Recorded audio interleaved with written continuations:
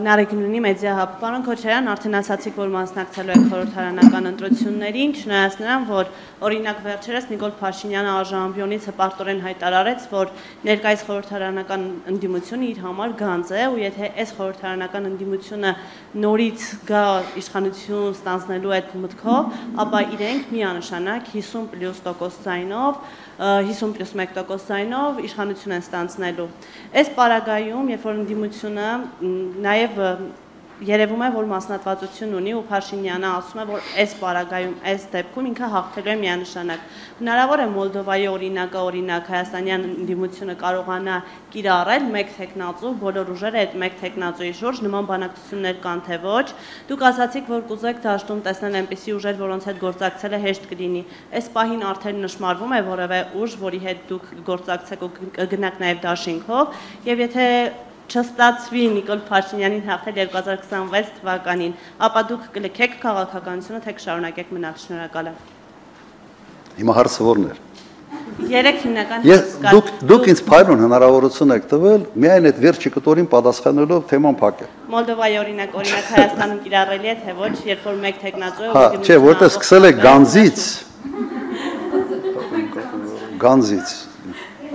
Փաշինյանի խոսքն է։ Okay, դե գոնե մի անգամ մի լավ բան ասեց ընդդիմության մասին։ Գանձ բառը եթե առանձին դիտենք։ Նայր, լավ, ես միգուցե մի քիչ այլ անկյան տակ այս հարցին պատասխանեմ։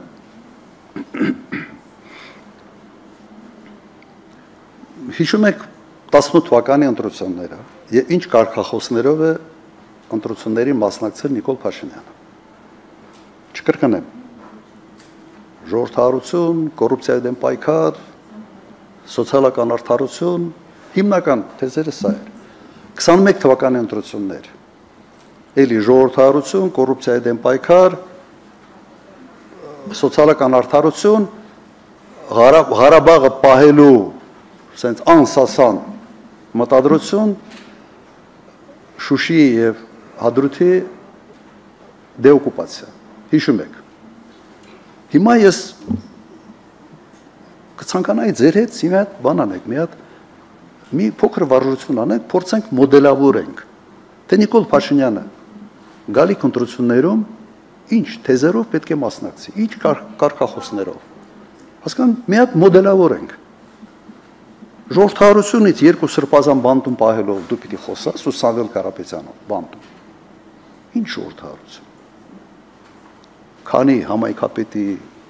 կալանավորում եւ այլ։ Սոցիալական արդարություն աղքատության մակարդակը։ Հավ ինքը 24% ընդունել է 24%-ի վրա է։ Սոցիալական արդարության ամենից sense ամփոփիչ ցուցանիշը հենց աղքատության մակարդակն է։ Էլ ինչ էր այդ հա բանը էս մի րոպե այն հիմնական կարգախոսները որով ինքը միշտ մասնակցել է ընտրություններին, կոռուպցիայի մասին չեմ խոսում։ Ինքը այսօր Հայաստանում կոռուպցիայի դեմ պայքարողը գլխավորեց կոռուպցիան։ Պարագլուխն է։ Հայաստանի պատմության մեջ անիֆի պես 65 միլիոն դոլարի ոչնչացում ուղղակի չի եղել նման օրինակներ։ Կամ համայնքական հիմնադրամից 100 միլիոնը sense Գոլոշյանը հանկարծ ես հիմնադրամի խորհրդի անդամ եմ այն ժամանակ։ Հոգաբարձուների խորհրդի on-line ինչ-որ հանդիպում էր, ես պահանջեցի հաշվետվություն։ Գիտեք պատասխանը ինչ էր։ Պետք էր ծախսենք։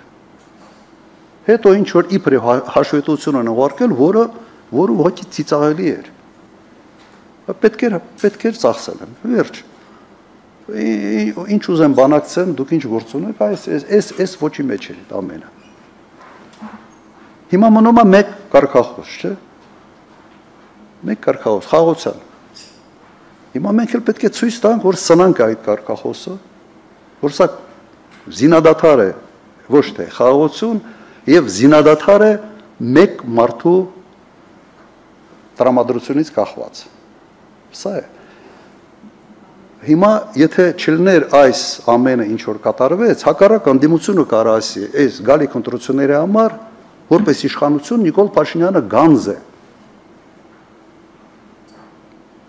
Ընդդիմությունը կարող է այդ թեզը օգտագործի, որովհետև այս մարդը ասելիք չունի։ Իսկապես չունի։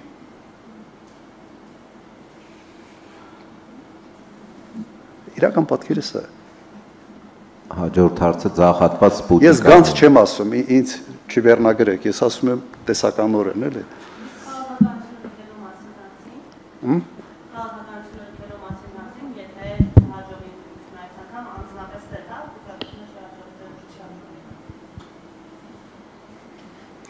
Ես կնախընտրեի եթեներով այս հարցում մենք չխոսանք։ Իմ տպավորությամբ եւ այն սոցիոլոգիան, որ այսօր կա, Նիկոլ Փաշինյանի վերընտրվելը ձգտում է զրոյի։ Եթե սխալներ չգործենք։